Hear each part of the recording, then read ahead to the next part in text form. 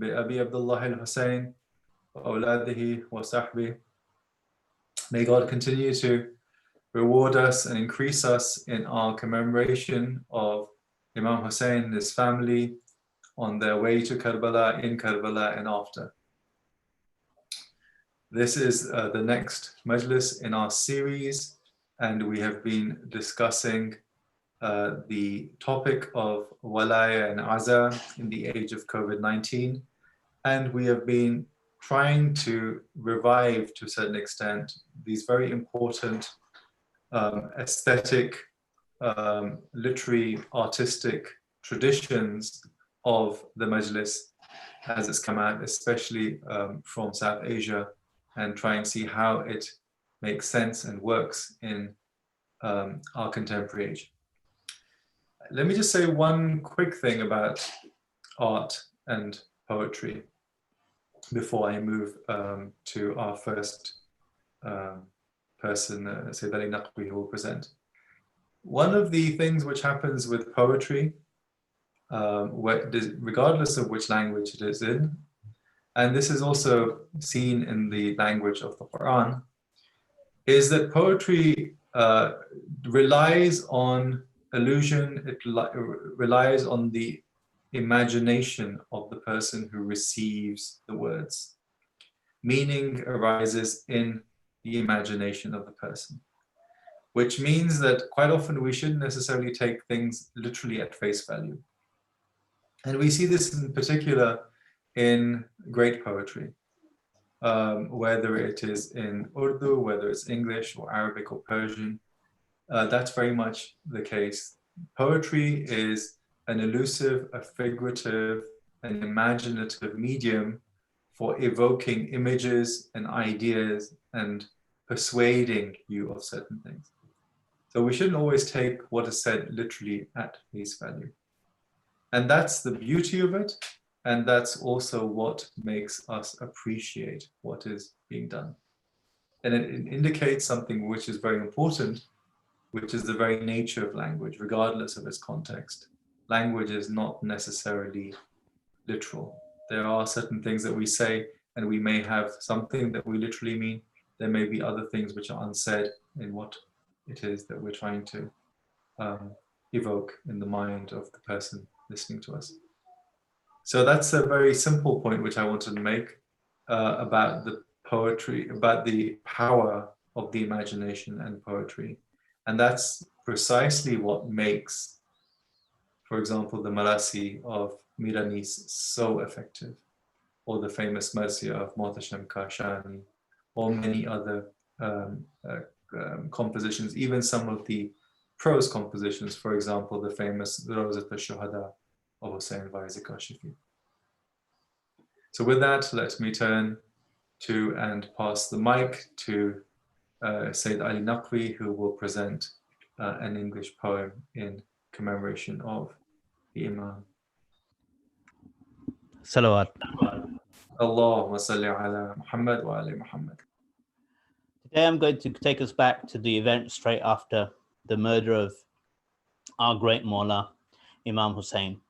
And the great thing about the greatness of the Waqia of Karbala is that as you grow as a human being, as you experience the different things in your life, you begin to appreciate the different nuances and the amounts of suffering and pain that they went through, and appreciate what happens. So today, this is a piece that I've been working on for a while, and every year goes by, I add to it and I develop it. And the idea is to communicate some of the confusion, the pain, the torment that was going on right after Imam Hussein is killed. And it goes from the events of Asr all the way through to the next morning when the caravan is taken to Sham. And in it, I include, like Sajjad said, some of the figurative elements of Mir Anis and some of the conversations that happen in this very mystical, very confused, very painful night, where kind of two worlds come together, the world of the Zahir and the world of the hidden, that come together and tell us about the pain, the kind of the connection that these people had with the universe itself. Salawat. اللهم صل على محمد وآل محمد. Rise, smoke. Tell the world. Rain upon those who are ignorant. Your black fallout of tears as Zainab runs and the camp is looted. Rise, smoke. Make the wind carry. Make the wind carry you so someone might hear, someone might stop them. Rise, smoke, above the weeping women, the torn veils and the tearing wails. Go show your black visage to Hussein's grandfather. Rise, smoke, escape from the lascivious, the lusty, the salivating subhumans that crawl amongst the flames, snatching gold or cloth or life or any that wander into their grasp. Watch as Zain al-Abidin awakes to tell his aunts and mother to run from the tent, from the burning tent. They huddle in for fear of strangers, for fear of the wild. Twist with the bitterness as cavalry charges through your heavy being and over the bodies that lie in Ganja Shahida, and hug the ground in sorrow as live little bodies fall also under the spiked hooves. Rise and do what all envy you for, and rise and leave this place. Now we go on to Shamia Ghariba. The sun is released from its wicked voyeurism. The dusk is in its permanent paradox, as figures sit on the sand like black obelisks. My form is broken into schizophrenia. Our forms are broken into schizophrenia as Zainab hides her face in her hair, the statutes of her soul still intact. Tonight, there is no Abbas, no Habib, no Hussein.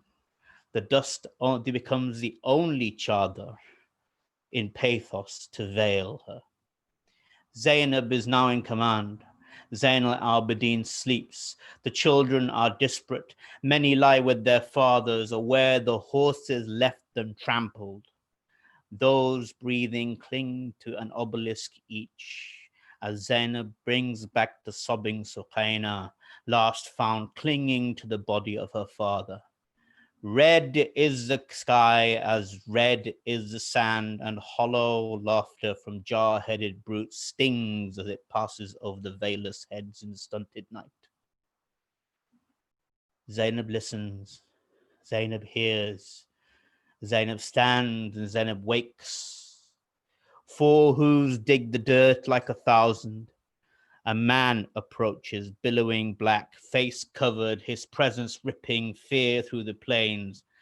Zainab holds a broken sword. She is Khadija and she is Fatima, and yet he still comes on. The darkness is gathering in like crumpling sails, and Zainab's anger grows. Come no further. But the hooves drum on. I tell you, stop. But still he furls larger. I am the daughter of Ali. Leave us tonight. Have you demons not done enough? We may be women, but we shall resist.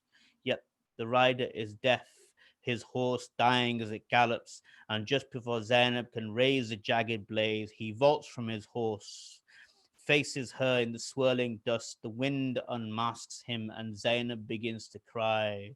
Ya Ali, Ya Ali, Ya Ali, wa musibata. Oh Father, where were you when Abbas's standard fell?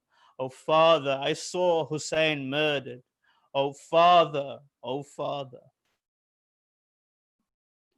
The day dawns like a pack of dhol, red in its renting and hunting for solace.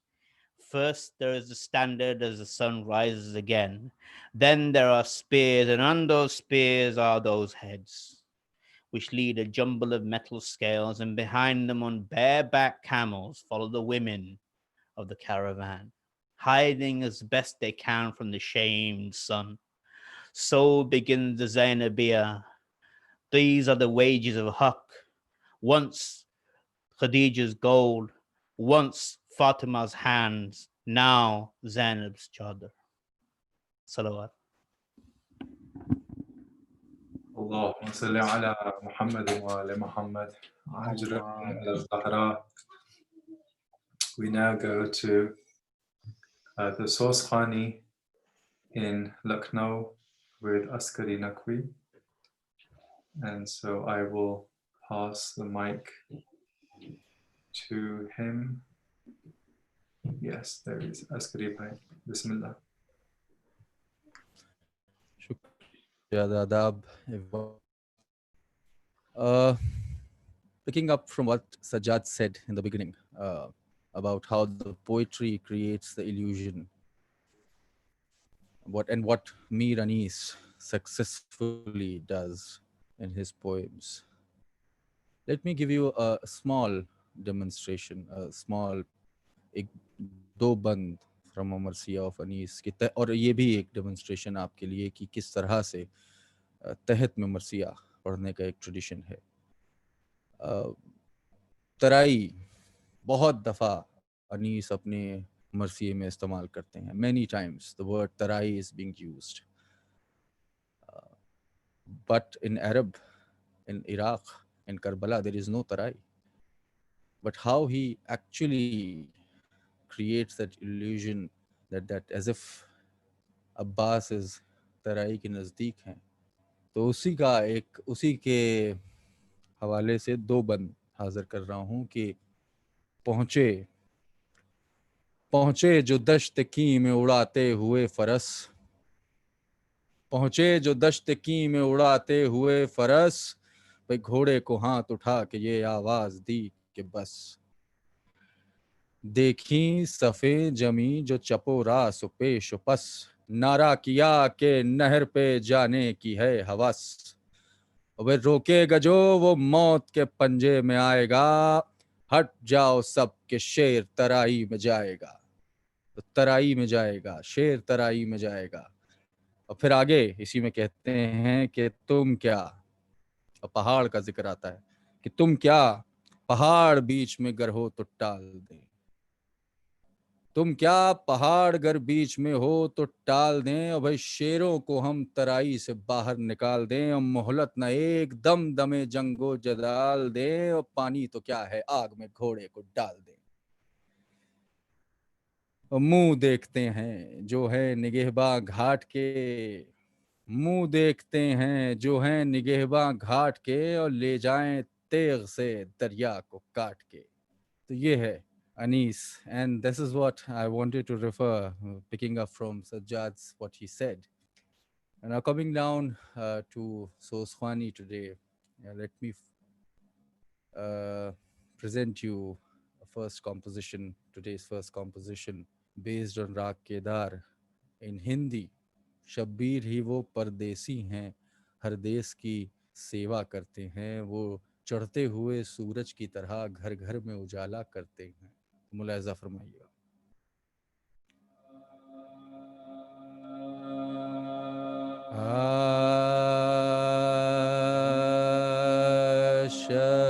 Shabbir ही वो परदेसी हैं, हर देश की सेवा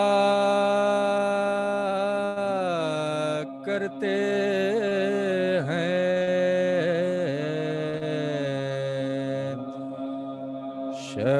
शब्बीर ही वो परदेसी हैं, हर देश की सेवा करते हैं. वो चढ़ते हुए सूरज की तरह घर घर में उजाला करते हैं. शब्बीर ही वो मचाने लगी। इस्लाम पे असगर ने भी जीवन वार दिया।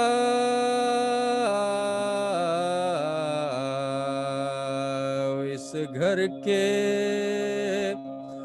बड़े भी छोटे भी बिगड़ी को बनाया करते हैं। शबीर ही वो परदेसी हैं, हर देश की सेवा करते हैं। ओ क्यों याद न उनकी आएगी जो रन को गए थे झूले से।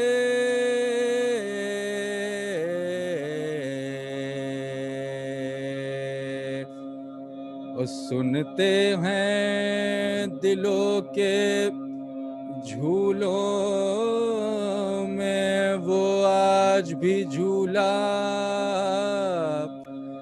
करते हैं। शबीर ही वो परदेसी हैं, हर देश की सेवा करते हैं। वो चढ़ते हुए सूरज की तरह घर घर में उजाला करते हैं। शबीर ही वो। शुक्रिया अदा। जनाब अली असगर की शहादत। इमाम हुसैन अली असगर को अपने गोद में लिए, अपने हाथों में लिए फौज के सामने पहुंचते हैं और कहते हैं कि हम सब की तो खता है, तुम कहते हो, लेकिन इस नन्हे से बच्चे की क्या खता है, इसे तो कम से कम पानी पिला दो। मगर उस बात का जवाब जो हुसैन कहते हैं, उस पानी मांगने का सिला ये है कि एक तीर जो सबसे अच्छा तीर अंदाज है उस फौज का वो छोड़ता है और जो कि अली असगर के गले में जाके लगता है। और वहाँ खैमे में बानो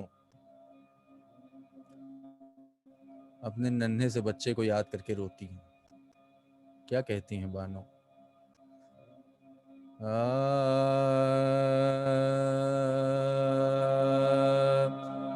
कहती थी बानो, राग पीलू में बंधा हुआ ये सोस।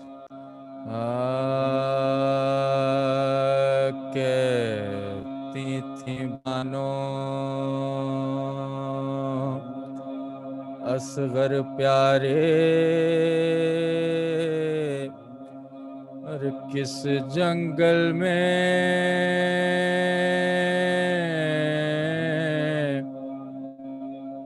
सोते हो। कहती थी बानो असगर प्यारे, किस जंगल में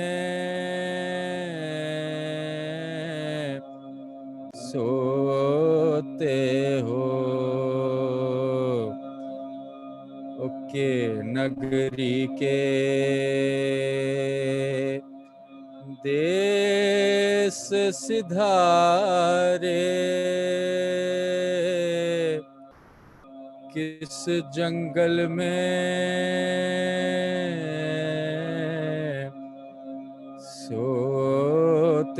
हो ज़हरा जी के राज दुलारे,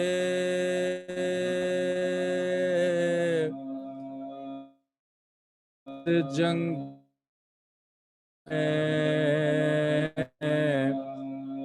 सोते हो। रे माँ कब से खड़ी है राह निहारे,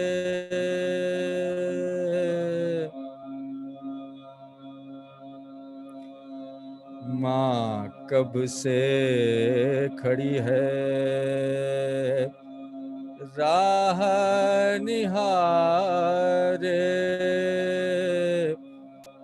किस जंगल में सोते हो।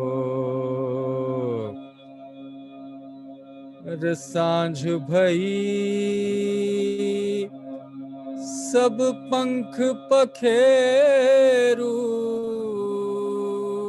जाई के लेहन बसेरा,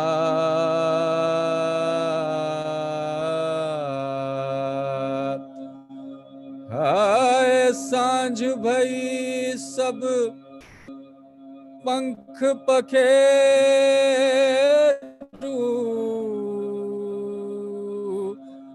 जाई के लेहन बसेरा,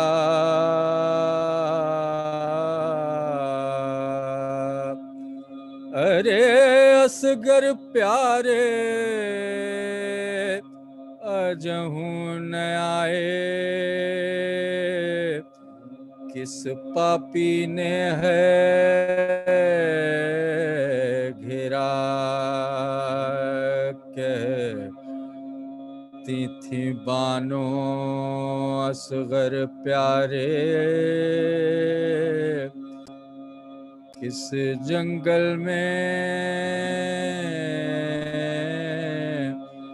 सोते हो, कहती थी बानो।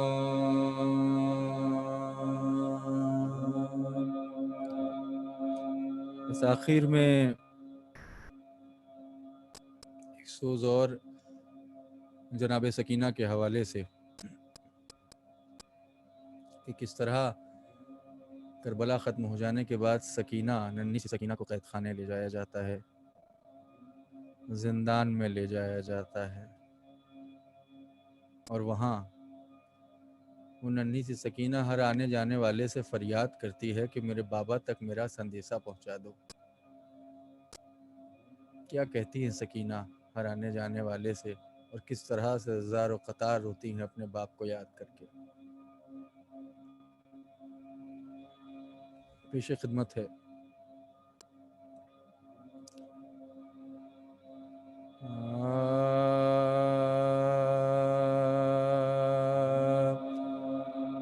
सकीना कैद हो कर,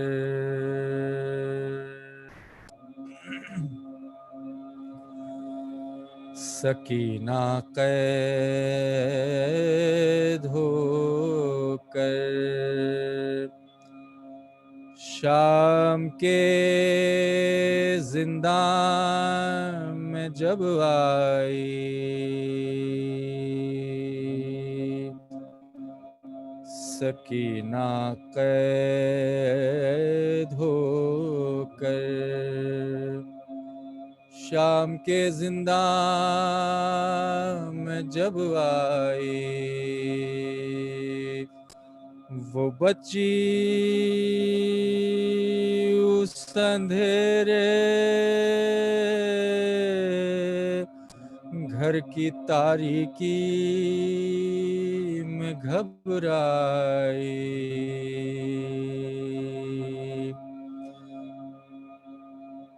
मुकद्दर ने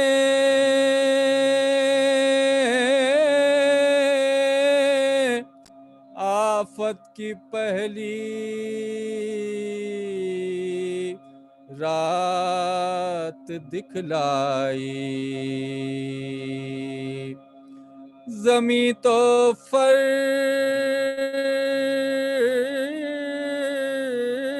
थी, साया फिगन था चरख़ मीनाई, सकीना कैद होकर शाम के जिंदान में जब आई, ओ फूफी के पास सोती थी, न माँ के पास रहती थी, अकेले शाम के जिंदा के दरवाजे पे रोती थी, उधर से जो गुजरता था तो ये कहती थी कि सुनता जाओ, मैं बेकस कैद में बैठी हूँ, ये अहवाल है मेरा, अगर बाबा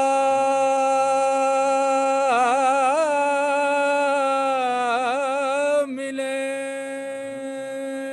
तो ये कहियो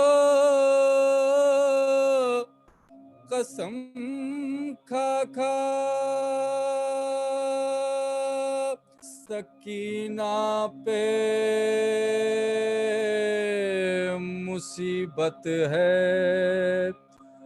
खबर लो ऐ शहे वाला,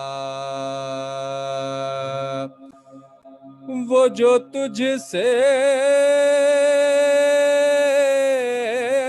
कहें कि खैमे के दर पे रोता छोड़ आया हूँ, रे तो तू कहियो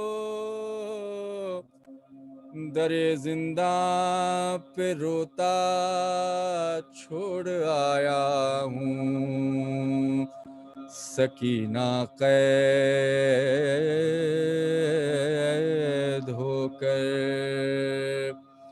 शाम के जिंदा में जब आई, सकीना कैद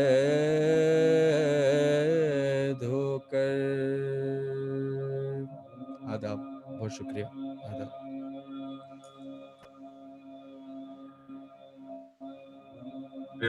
Asghari bhai. Allahumma salli ala Muhammadin wa ali Muhammad.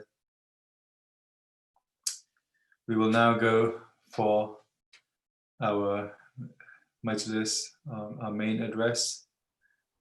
So we'll now turn to Shaykh Jafar Muhibbullah, who will address our Majlis. So please welcome him with a loud salawat. Allahumma salli ala Muhammad wa ali Muhammad.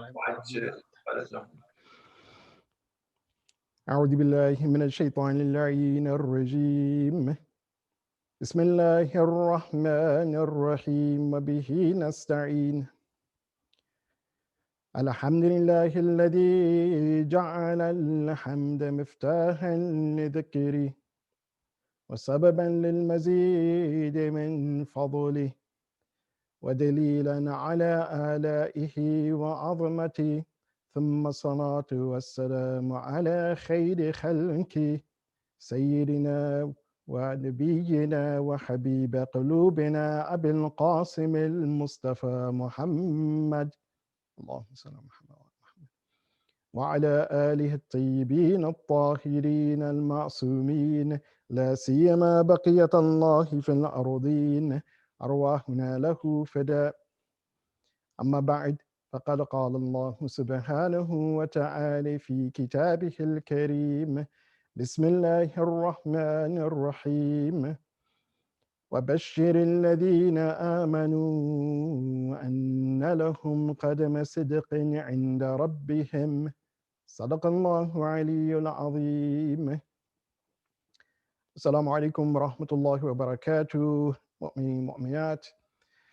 First and foremost, I give my condolences to all of you on the occasion which we are commemorating.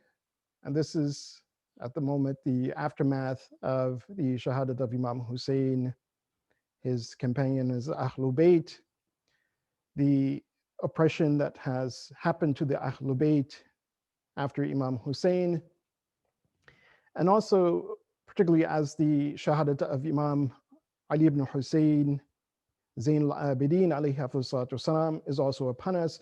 So inshallah, we'll focus a bit on Imam Zain al-Abidin as well.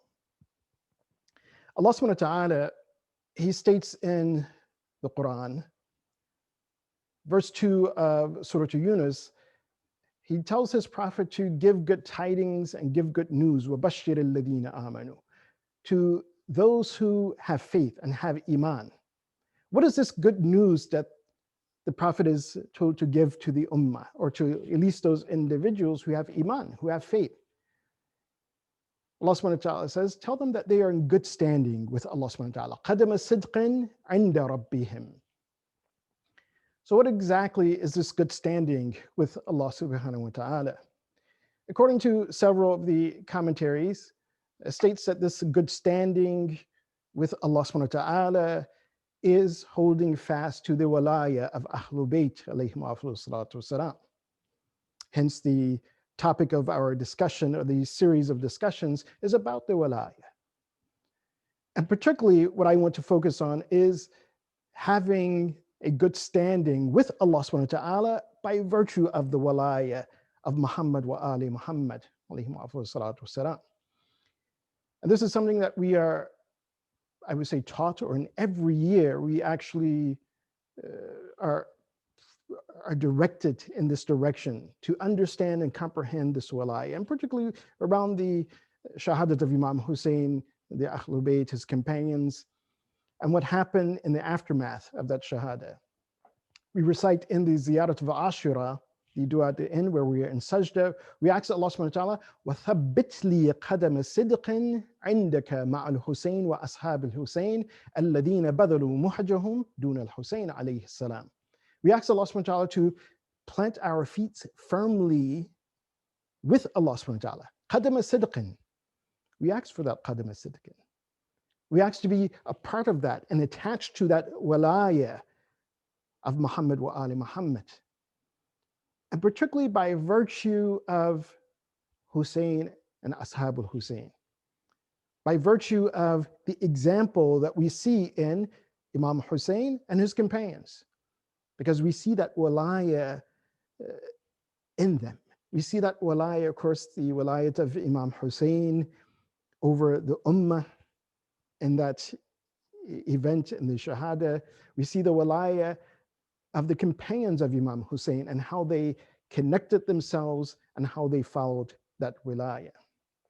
So it is important for us that when we do this aza of the Ahlul Bayt alayhim salatu wasalam, that this aza is not simply just mourning and crying and not truly attaching ourselves to the purpose for which Imam Hussein alayhi salatu became shaheed, the purpose for which all of our Imam alayhi salatu became shaheed. With Imam Hussein, when he left from Medina and this whole journey, one of the things that he stated, that he was leaving not to secure any position in this world or in this dunya, but in order to, as he states, نُظْهِرَ الْإِصْلَاحَ فِي بِلَادِكَ. Speaking to Allah, oh Allah, this is what I want to do. To bring about reform and correction in this ummah. and the lands.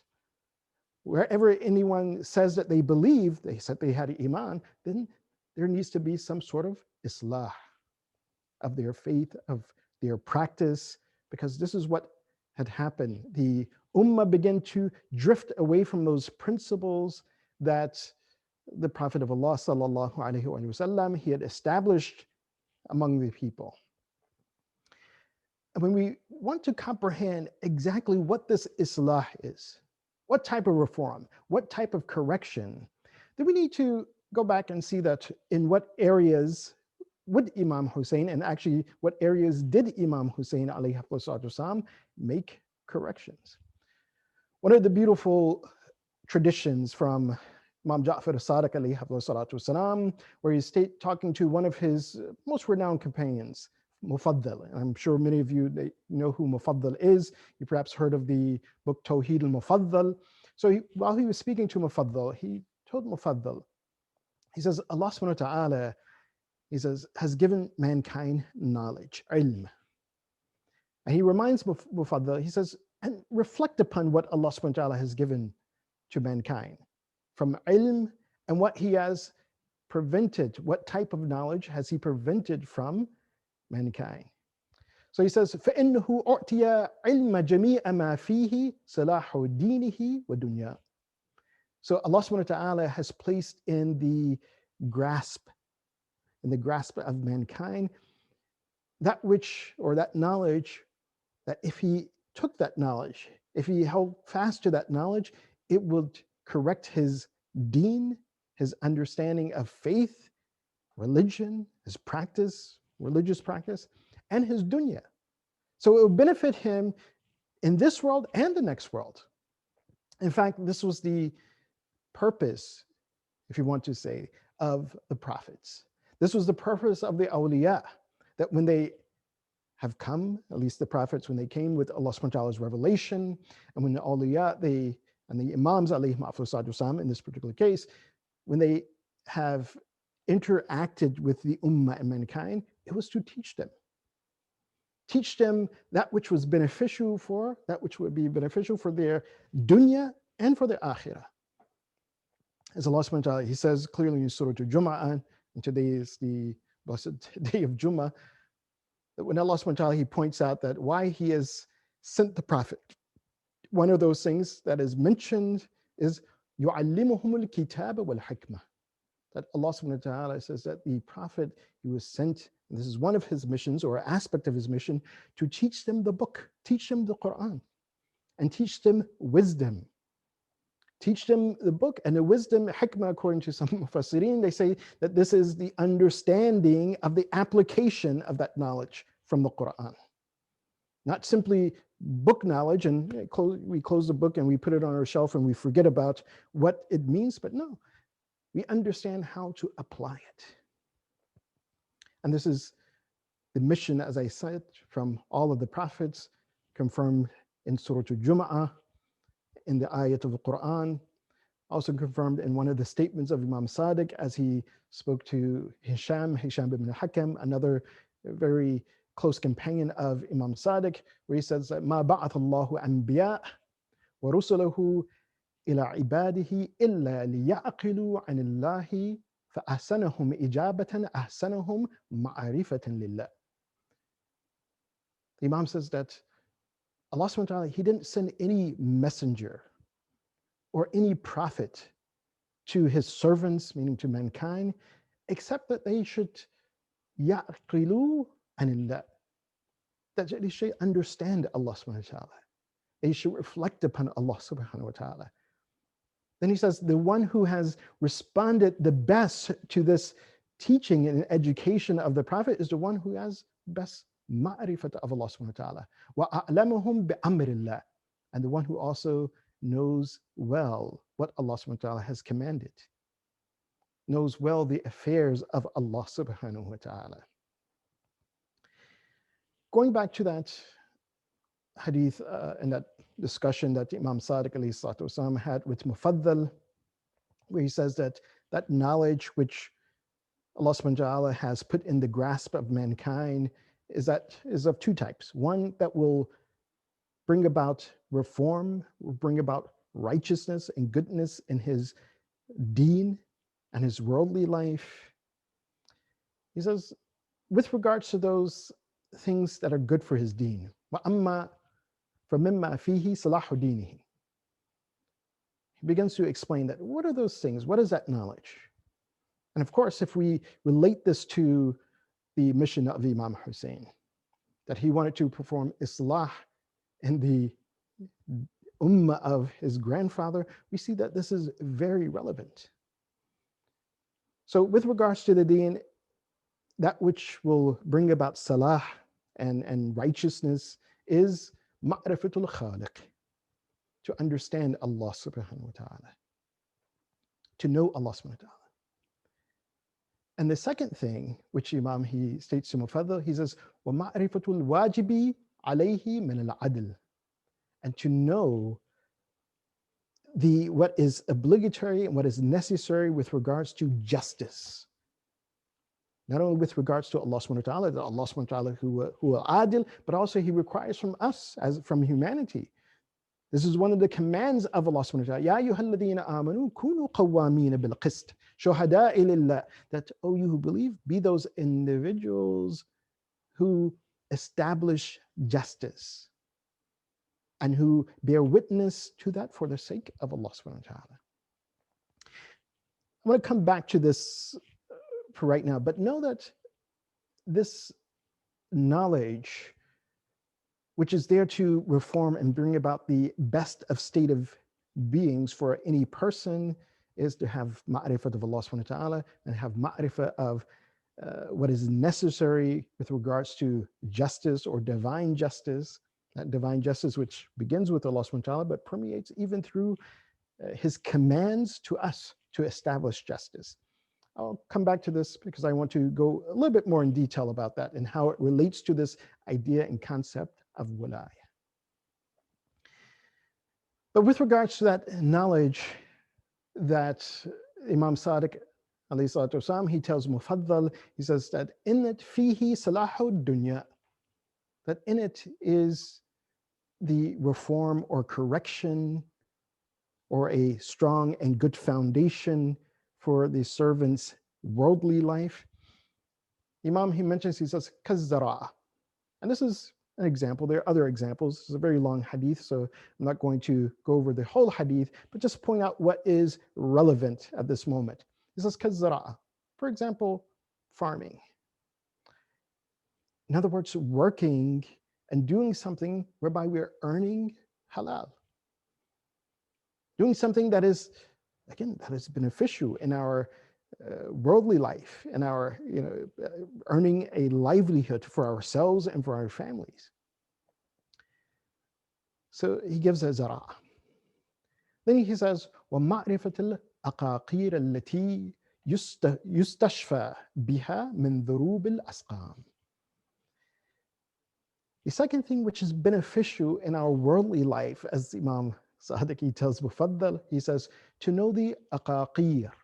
Aqaqir means the herbs, the medicinal herbs, by which we gain shafa'a from, by which we, again, protect ourselves or cure ourselves. He says, min dhurub al-asqam, from the various and different types of illnesses. So this ma'rifah and the understanding of this is what benefits our dunya as well. Something that is quite relevant and very relevant to the time in which we're living. To understand that, again, what is that knowledge that Allah subhanahu wa ta'ala has given to us? And of course, if we look at the traditions of Ahlul Bayt alayhim afdalus salatu wassalam, of course, we find within it the you could say medicines or the medical recommendations of the Prophet and Ahlul Bayt alayhim afdalus salatu wassalam, that encourages us on prevention first and foremost, eating correctly, taking care of our bodies correctly so that we don't fall ill. And if we do fall ill, again, using a combination of the metaphysical medicine, meaning the dua of Ahlul Bayt for shifa, and also as well the medicines that we should use as well to cure ourselves. Ultimately, the cure is in the hands of Allah subhanahu wa ta'ala. But at the same time, we should not neglect our responsibility with regards to medicines. And here, I would say as well, even with regards to some of our herbal medicines, the black seed, those things which we know are healthy for us, to consume those things. And with regards to this aspect of what is good for our dunya, that what the Ahlul Bayt alayhim have stated, what the Quran itself states with regards to our work and with regards to our employment, we have to be very astute to that. That first and foremost, are we engaged in a profession which is permissible for us? And then sometimes if we are engaged in a profession which is permissible for us, then are we understanding all of the legal aspects of that profession which pertains to us? And this happens sometimes. A person finds a job or is employed in a way that the employment itself is permissible. But then they're neglectful about, oh, well, in this employment, is this permissible or not permissible? They simply go, no, well, the employment is permissible, and that's fine. I don't need to go further. But when we look at the recommendation from Ahlul Bayt alayhim salatu wasalam, and what is important here is that ma'rifah. In order to have that qadam as-sidqin عند Allah or عند ربهم, that qadam as-sidqin by Allah subhanahu wa ta'ala by the virtue of the Ahlul Bayt alayhim salatu wasalam, Hussein wa ashab al-Hussein alladhina badalu muhajirun dun al-Hussein. That means that we have to have ma'rifah. And we have to have knowledge of amrullah, ma'rifat of Allah, and knowledge of the commands of Allah subhanahu wa ta'ala. As Imam Sadiq, he states, he says, لا يقبل الله عز وجل عملا إلا بمعرفة ولا معرفة إلا بعمل. He says that Allah subhanahu wa ta'ala does not accept our actions without ma'rifah, understanding our actions, that what are we doing in this world? When we're engaging in something, what exactly are we doing? And then if we have ma'rifah, or at least we're claiming ma'rifah, but we don't act accordingly, then again, that action is not acceptable. If we say that we have ma'rifah of Imam Hussein, we ask Allah, ثبت لي عندك قدم صدق ثبتني قدم صدق عندك مع الحسين وأصحاب الحسين الذين بذلوا محجهم دون الحسين.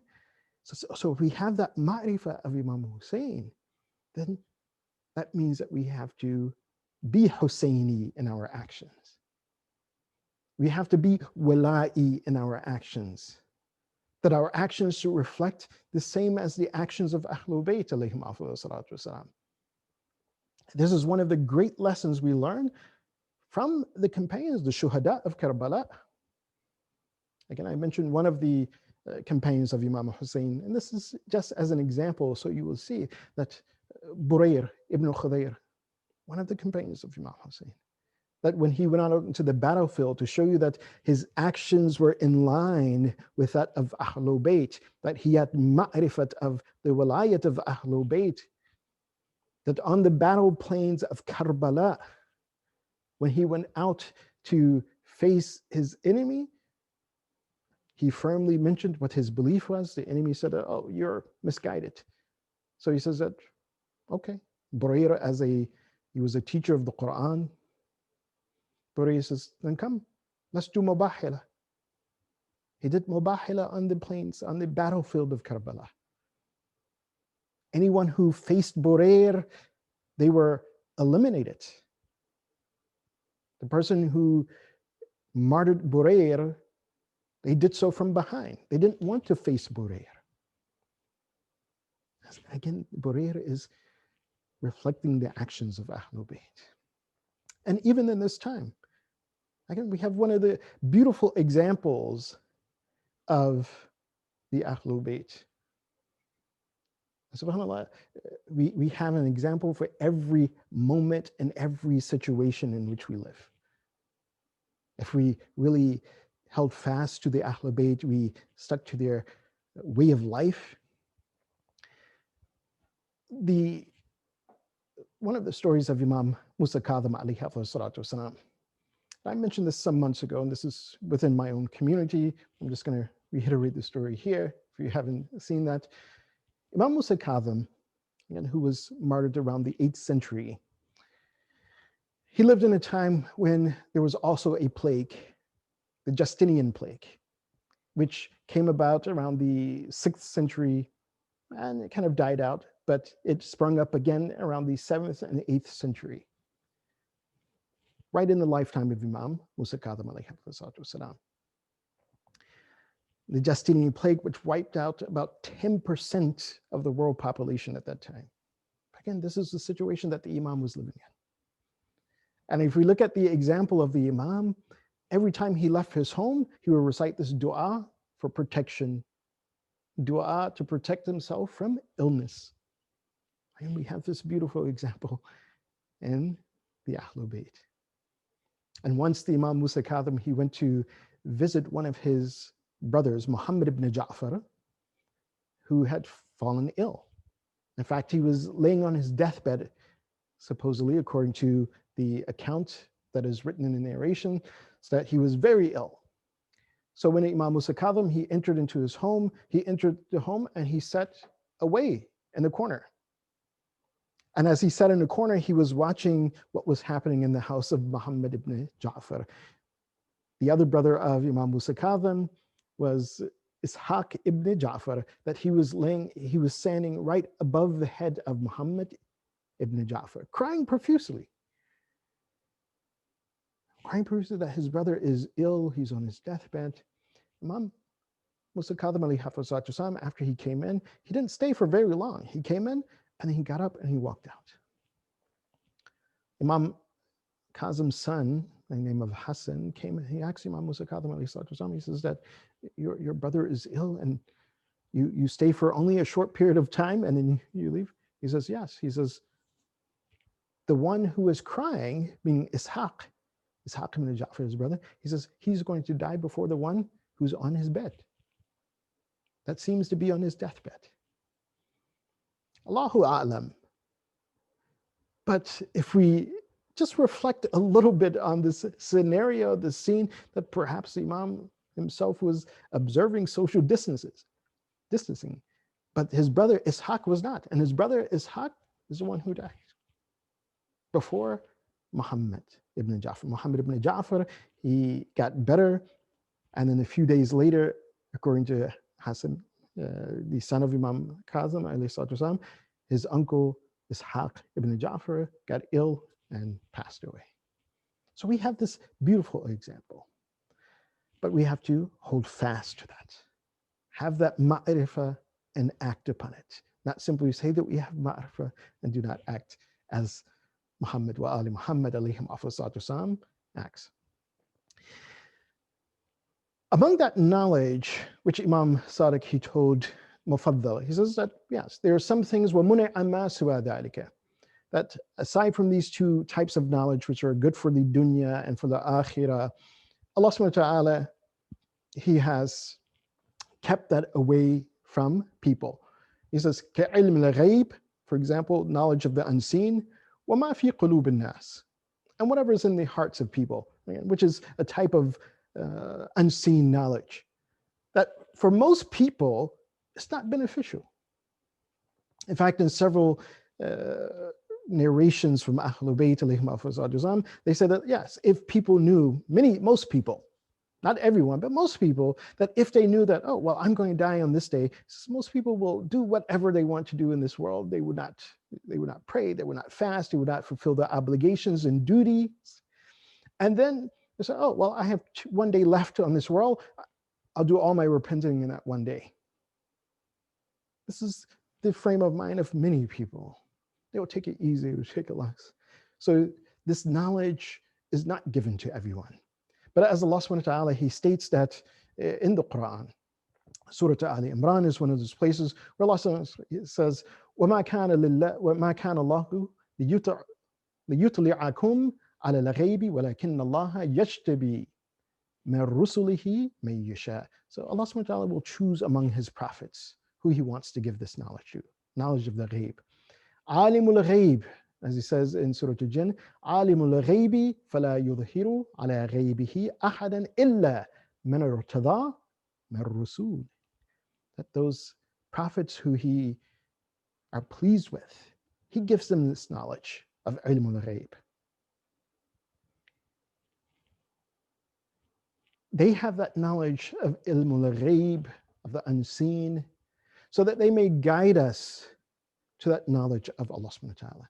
Guide us to that first set of knowledge, or first type of knowledge that Imam Sadiq alayhi salatu wasalam, he told to Mufaddal. He says that knowledge which is there to correct and bring about reform in our deen, which is ma'rifatul khaliq, to understand your creator, to understand Allah subhanahu wa ta'ala, to understand the commands of Allah subhanahu wa ta'ala. And this is something that when we look at the events of Karbala, the aftermath of Karbala, one of the things that was most disturbing to Imam Zain al-Abidin alayhi salatu wasalam, he says, not the events that happened in Karbala. He says, yes, my father, his companions, my brothers, my uncle, my cousins, they gave their life. They made this great sacrifice. He says, and they've reached this highest level of closeness to Allah subhanahu wa ta'ala, the shaheed. He said, but what was sad to me, he says, the state of Sham, that when we were taken to Damascus, the people were celebrating. The people thought that, again, the folks who had been fought against were not Muslim. This was the media at that time, what was being spread, that, oh, we've battled with some foreigners and we've destroyed them, we've crushed their threat. So some people were celebrating. The other folks who actually knew what was going on, they were sad. But what was sad to the Imam Zain al-Abidin was the state of Sham. And perhaps even the state of Medina when he returned, because on that return to Medina, Imam Zain al-Abidin, he made the statement, he said that in Medina, there's not even 20 people who has the ya'rifu haqqa Muhammad wa ali Muhammad, that knows the rights of Muhammad wa ali Muhammad, that knew the rights of Ahlul Bayt. And this is why we see the du'as of Imam Zain al-Abidin alayhi salatu wasalam in the Sahifatul Sajjadiyah. There are so many salawats that he's giving, beginning of the dua, the end of the dua, in the middle of the dua, and also certain elements of that dua, so that individuals will come to know the haqq, the rights of Ahlul Bayt, the rights of those individuals who Allah subhanahu wa ta'ala has made imams. وَجَعَلْنَاهُمْ أَئِمَّةً يَهْدُونَ بِأَمْرِنَا. Those imams who are the inheritors of the Prophet's knowledge. And again, this is something that if we look at it very closely, there's no doubt about that. Even when the fadak of Fatima Zahra salamullah alayha was being usurped from her, what was the claim? So, well, the prophets, they don't leave behind material wealth. Although this was incorrect. It says what they leave behind is spiritual knowledge. They leave behind their wealth, or their inheritance is knowledge. So no one denies this. No one can deny this. And if this is the case, that means that as Allah subhanahu wa ta'ala has given that knowledge to the prophets, those select individuals have given them ilm al-ghaib, have given them understanding of the unseen, so that they can guide the creation of Allah subhanahu wa ta'ala back to Allah subhanahu wa ta'ala. Then that means that in order to have that knowledge that is beneficial for deenina, for our deen, for our faith, which is also the knowledge which is foundational for even our dunya being correct, then it is in the hands of Muhammad wa ali Muhammad. It's in the hands of Ahlul Bayt alayhim salatu wasalam. And this is one of the things that, again, one of the beautiful statements of Imam Zayn al-Abidin when he was speaking to one of his companions about the walaya of Ahlul Bayt. So Imam Zayn al-Abidin says, do you want to understand the extent of the walaya of my father, the walayat of Ahlul Bayt? This companion said, yes, Yabna Rasulullah. Imam Zayn al-Abidin told him, he says,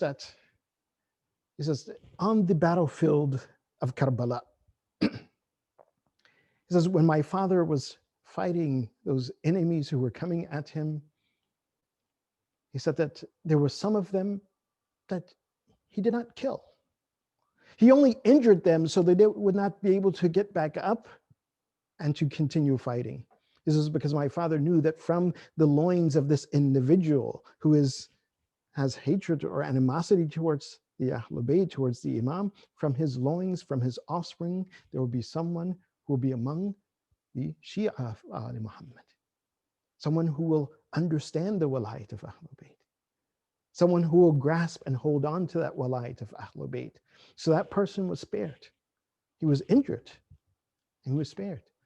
But those individuals who, yes, they're from their loins, from their offsprings, there would be no one who would hold fast to the walayat of Ahlul Bayt, then they were done away with.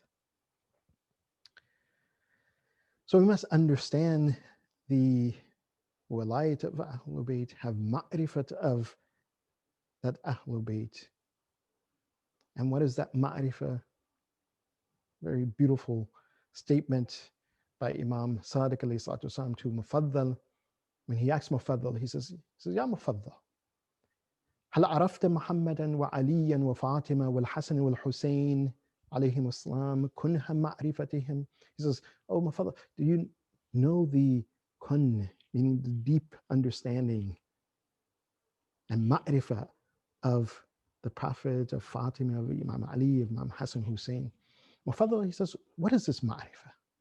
And of course, this is a topic in itself, that kunha ma'rifah, that really in its entirety cannot be discovered. But Imam Sadiq alayhi salatu wasalam is just giving a foundation of that ma'rifah that we should understand, but not even just simply a ma'rifah without action. He's saying that, yes, you have this ma'rifah, and then at that same time, then you act like Muhammad wa ali Muhammad, as we ask Allah subhanahu wa ta'ala, Allahumma mahyaya mahya Muhammad wa ali Muhammad. Oh Allah, give me the life of Muhammad wa ali Muhammad.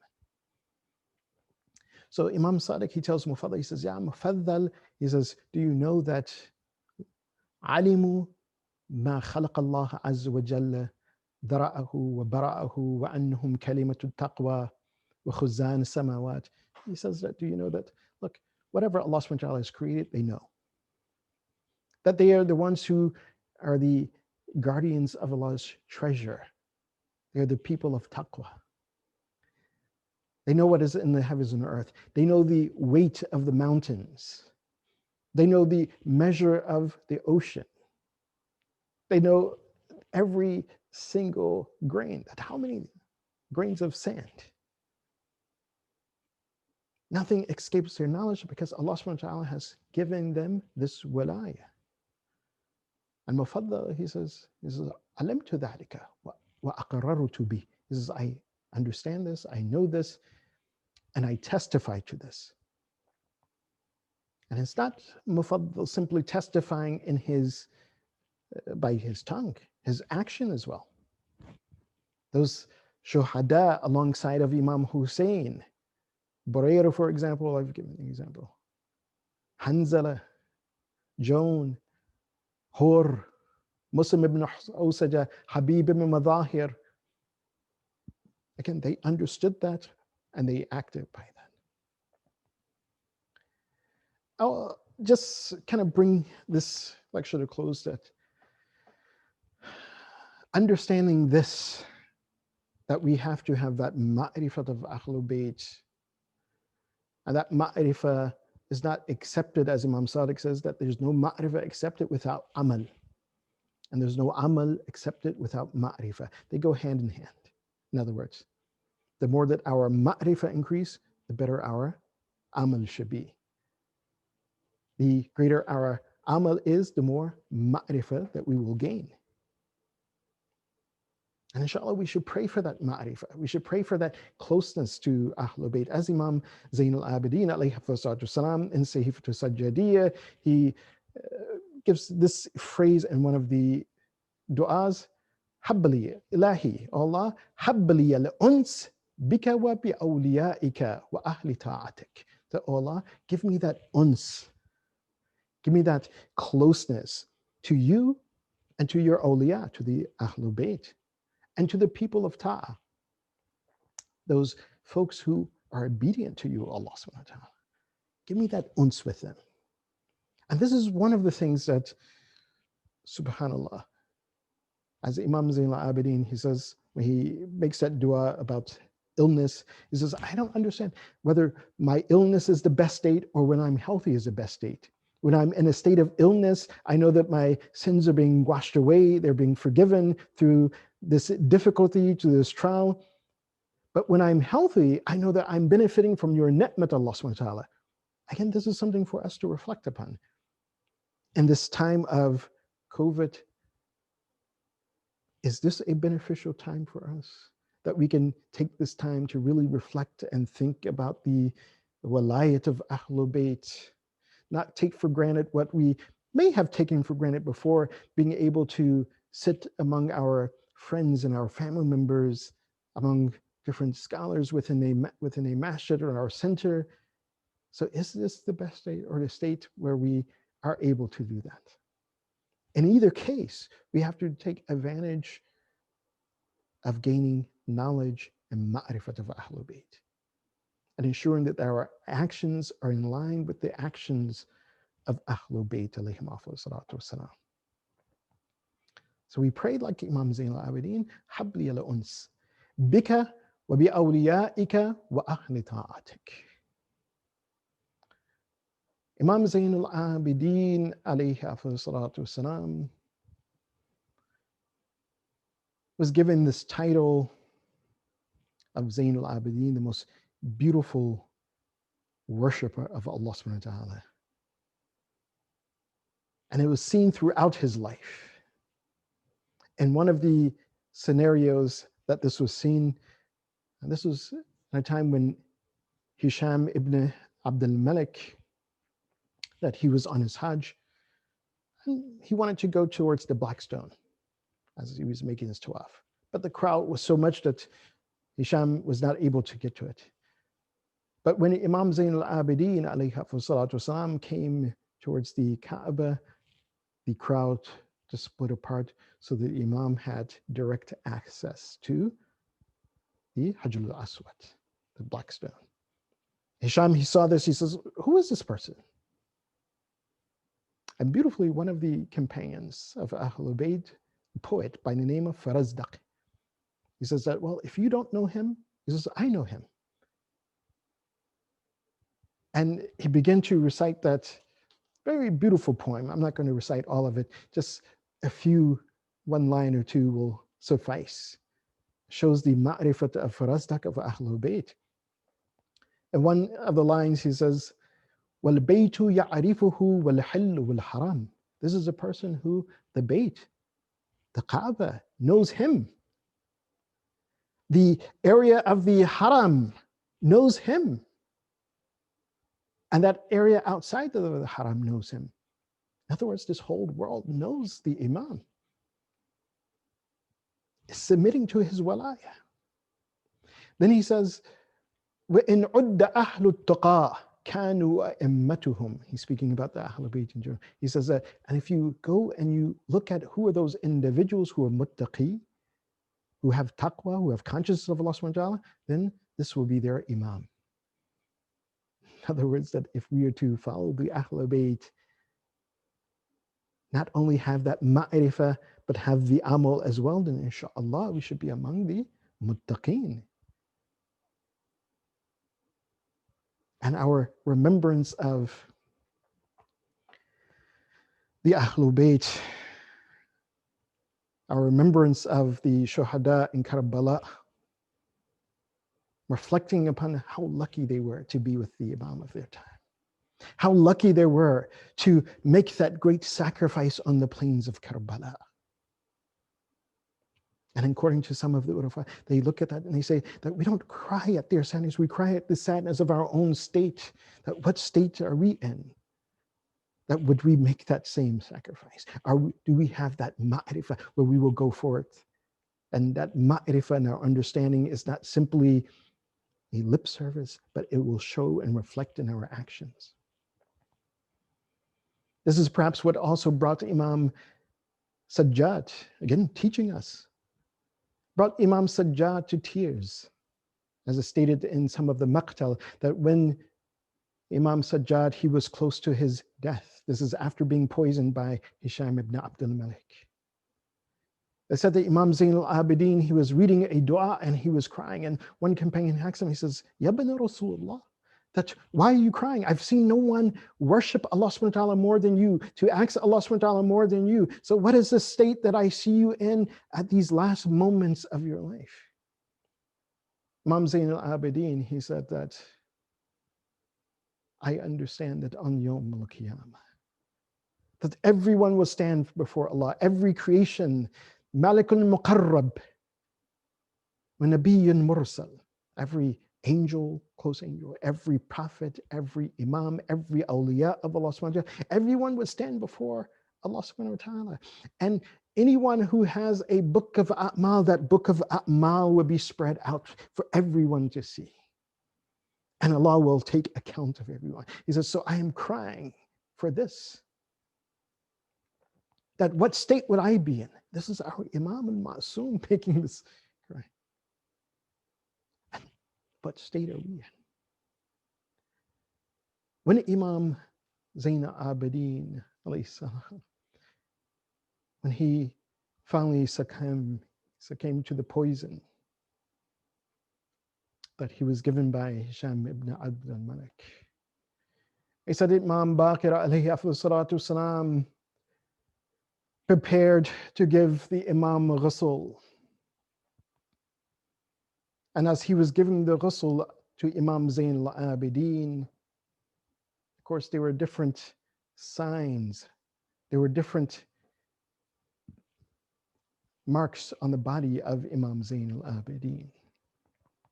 One mark on Imam Zain al-Abidin was sujood ki nishani, was the sign of him making sujood and prostrating.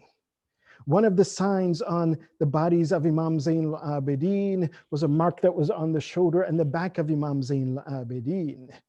That Imam Baqir, he says that this is the sign from when my father, he would carry a bag on his back at night and he would give charity, he would give food to the poor people in Medina. But as the Imam, he kept washing, he was washing the body, there were certain signs that the Imam saw and he began to cry profusely. The people around him began to ask, he says, up until this point, they were thinking that up until this point, while washing the body of Imam Zain al-Abidin, Imam Baqir was okay. But now, why is he crying? What has made him cry? What has made the Imam cry profusely? It said that Zanjirun ke asarat abhi tak uski gardano haton or paun par mawjood hai. What made the Imam cry is that the effects, the signs of the chains were still on the neck of Imam Zain al-Abidin, the chains that were put on his neck after the martyrdom happened in Karbala, the chains that had been put around the arms, the wrist, and the legs of Imam Zain al-Abidin, these signs were still there. And when Imam Baqir, he saw them, he began to cry profusely. He says, this has reminded me of the atrocities of Karbala. This has reminded me that what happened on the day of Ashura, that what happened to Hur, what happened to Joan, what happened to Habib ibn Madahir and Muslim ibn Osija, what happened to my family, what happened to Ali al-Akbar, what happened to Qasim. This reminded him that what happened to his uncle, what happened to Abu al-Fadl al-Abbas, and what happened to his grandfather Hussein. Imam Baqir said that the signs of these chains on his father, the signs of the chains on his father, it reminded him of what happened after the events of Ashura. That what happened, Imam Bakr himself, he was one of the young boys who was captive in the lands of Karbala after the Shuhada were martyred. That reminds him that how they were ushered to Kufa, and then thereafter how they were ushered to Sham, Damascus. It reminded them of this journey. Inna lillahi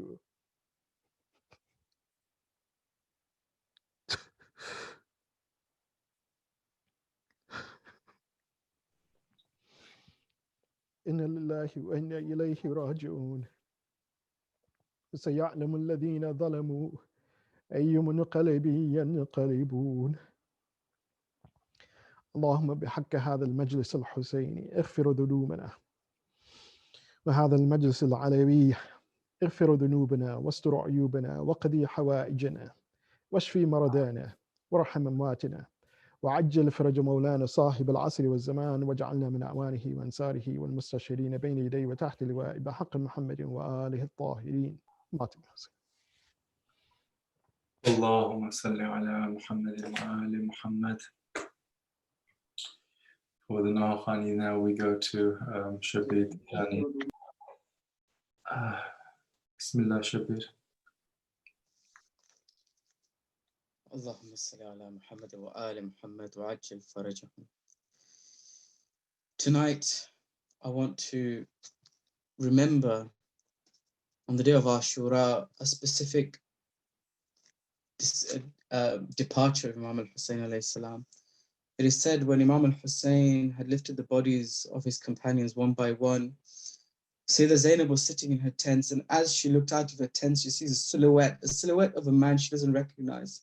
As she lifts up the cloth of her tent, she sees it's her brother, Imam al-Hussein alayhi salam. She sees that this man who started the day in such good form now stands with a broken back. He stands with his vision fading, his face covered in blood. Imam al-Hussein says, Zainab, it's now time for me to leave.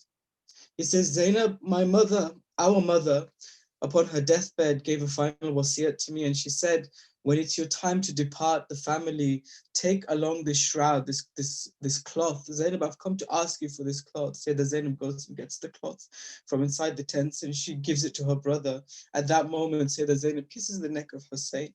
Imam al-Hussein says, Zainab, why have you kissed my neck? She goes, that it's not only the final wasiyat that, Sayyidah Zainab says, it's not only a final wasiyat that our mother gave you, she also gave me a final wasiyat.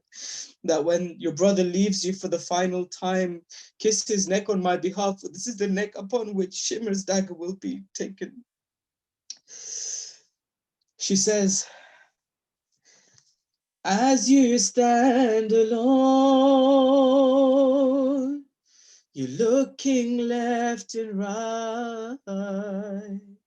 Can I just ask you as you leave to fight? Since I was born, have you ever left my side? As you walk, you'll see my footsteps by your strides. I'm gonna scream aloud as your pure neck is hacked away. I'm gonna see you in my dreams, see you every day. This sister says to this brother, oh Hussein, this sister will never forget you. She will leave Karbala and go to Kufa, go from Kufa to Sham. At every step, this sister will remember you and remember your azab. She will stand in the palace of Damascus and remember you, and in your memory give that speech. She says, I'm gonna think of you on that road every step of the way. I'm gonna see you in my dreams, see you every day. If there's no one to prepare you for the war. You know Zainab would give her life for yours. Without any words, I'll kneel down on the floor, and with these hands, I'll help you climb your horse. I'm gonna help you now. Who will help me after today? I'm gonna see you in my dreams, see you every day. As you walk away, it breaks my heart to see every few steps you turn to look at me. When Imam al-Hussein says to Ali Akbar in his final moments, "Oh Ali Akbar, as you're walking, as you're going towards the battlefield, every few steps, turn around and look at your father once in a while."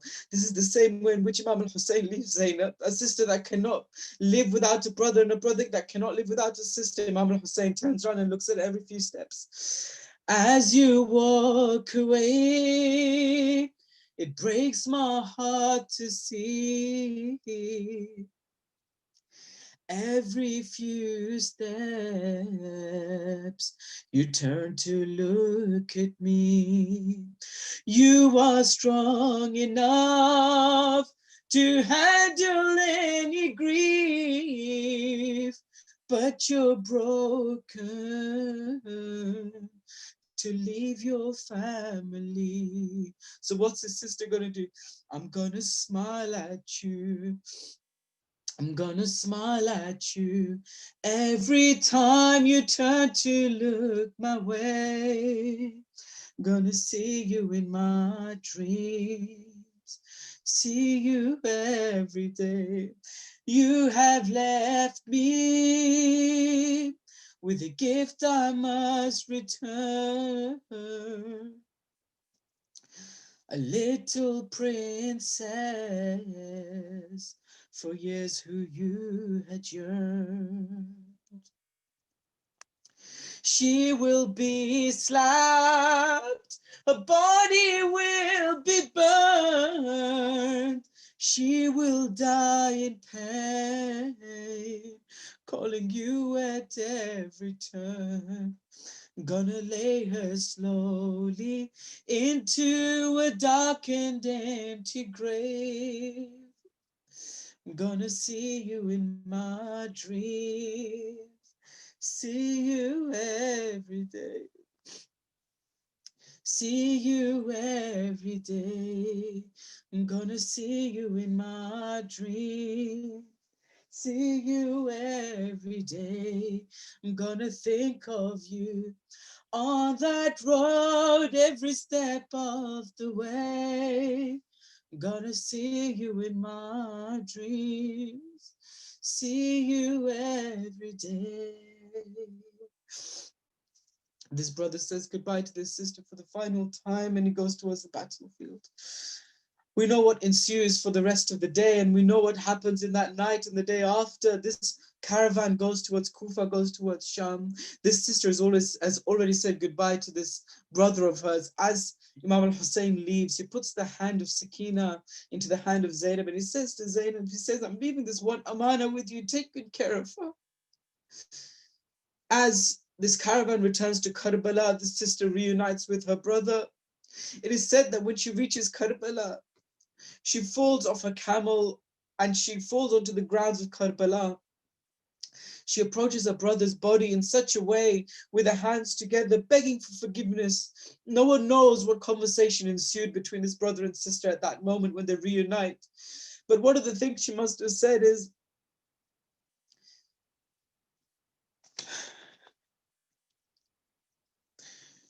पुरसालो अपनी सकीना का मेरे माँ जाए, जिसको अरमान था उसको ही नहीं ला पाए, घर चलो कहती रही आखिरी दम तक हाय, उसको बहलाती रही जल्दी चलेंगे हम घर, माफ करना छोड़ कर आई हूँ जिंदा में सकीना को, माफ करना। कौन परदेस में है कब्र पे जाने वाला, कौन है शाम ढल शम्मा जलाने वाला, कोई हम दर्द नहीं गम का बटाने वाला, मेरे माँ जाए बहुत खाई है हमने ठोकर, माफ करना माफ करना छोड़ कर आई हूँ जिंदा में सकीना को, माफ करना। भाई जाप को भेजा है सकीना ने सलाम, अपने अम्मू के लिए है ये भतीजी का प्याम, बुझ गई प्यास शिकायत का नहीं कोई कलाम, पानी के वास्ते शेर मिलता है अम्मू को कर, माफ करना माफ करना छोड़ कर आई हूँ जिंदा में सकीना को, माफ करना। नन्ही सी जान उठाई है जफाएं क्या क्या, एक शराबी ने कनीज़ी के लिए जब मांगा, मेरा सजाद भी गैरत से लहू रो दिया था, बड़ी हसरत से हमें देख रही थी मुझतर, माफ करना माफ करना छोड़ कर आई हूँ जिंदा में सकीना को, माफ करना। मेरी खुदार सकीना ने यही मुझे से कहा, ऐ फूफी जब मेरे बाबा को कफन मिल ना सका, ये फटा कुर्ता मेरा होगा कफन बहरे खुदा, को भरे कुर्ते में है दफन मेरी खास्ता जिगर, माफ करना माफ करना छोड़ कर आई हूँ जिंदा में सकीना को, माफ करना। मौला हक इमाम या हसन या हुसैन, मौला हक इमाम या हसन या हुसैन, या हुसैन या हुसैन, शब्बीर की वो लाडली शबीर की वो लाडली सीने पे जो शाह के पली सीने पे जो शाह के पली जिसकी अबाबन में चली जिसकी अबाबन में चली मुंह पर तमाचों के निशान मौला हक इमाम हसन या हुसैन मौला हक इमाम या हसन या हुसैन या हुसैन हुसैन या हुसैन हुसैन या हुसैन या हुसैन या हुसैन या Hussain. With the ashkazah in your eyes and with the promise in your hearts, let's say Labbaik Ya Hussein 3 times and mean it from the bottom of your hearts, that when your time comes to stand up for Imam al-Hussein stood up for, when your time comes to stand against what he stood against, make sure that you do that in your times.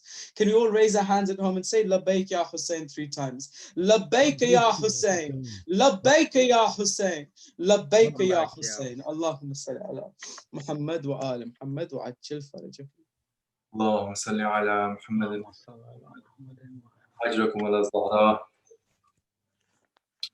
Now go to Shaykh Kumail Wajani, who will recite the ziyarat.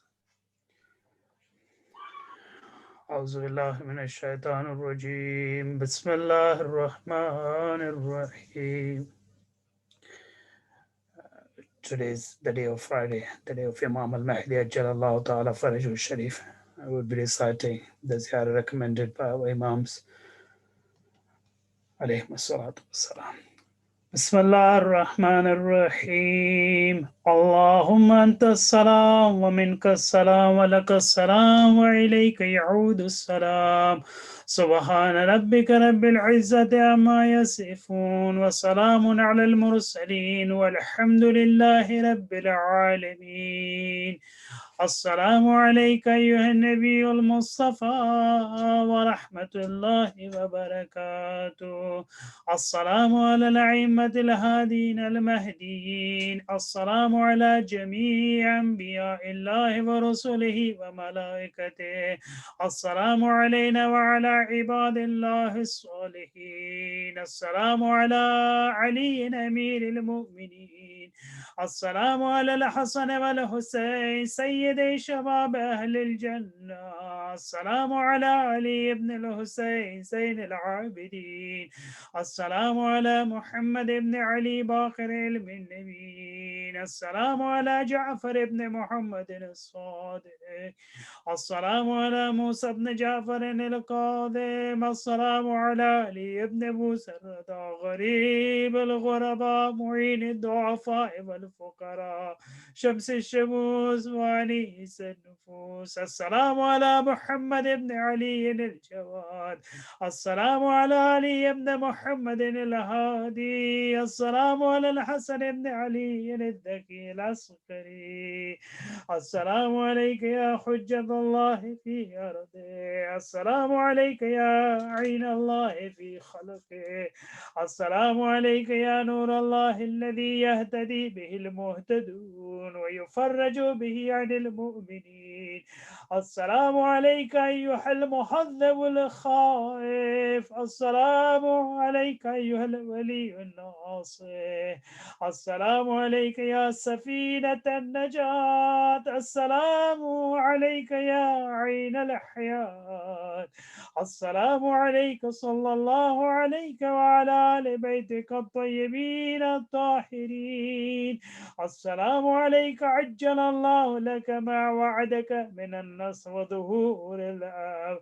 السلام عليك يا مولاي أنا مولاك عارف بولاك وأخراك أتقرب إلى الله تعالى بك وبآل بيتك وأنتظر ظهورك وظهور الحق على يديك وأسأل الله أن يصلي على محمد وآل محمد وأن يجعلني من المنتظرين لك والتابعين والناصرين لك على أعدائك والمستشهدين بين يديك في جملة أوليائك.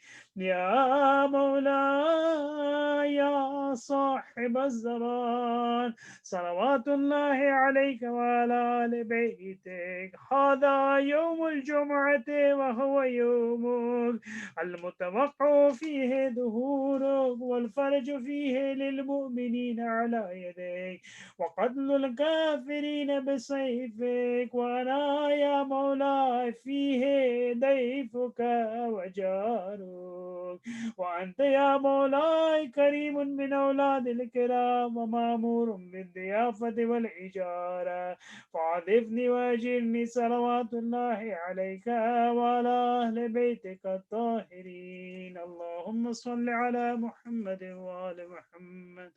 Before we end, I would like to request all the mu'minin, all the listeners to recite Surah Al-Fatiha for Sayyid Muhammad Haider, Ibn Sayyid Haider Hussein Rizvi, beloved uncle of Professor Sajjad Rizvi, who passed away yesterday, and he would be buried shortly. So again, I would like to request all the mu'minin to recite Namaz al-Wahshat with the niyat of Raja, or like Salat Hadiyat al-Mayyit tonight. Let's recite Surah Fatiha for that maru.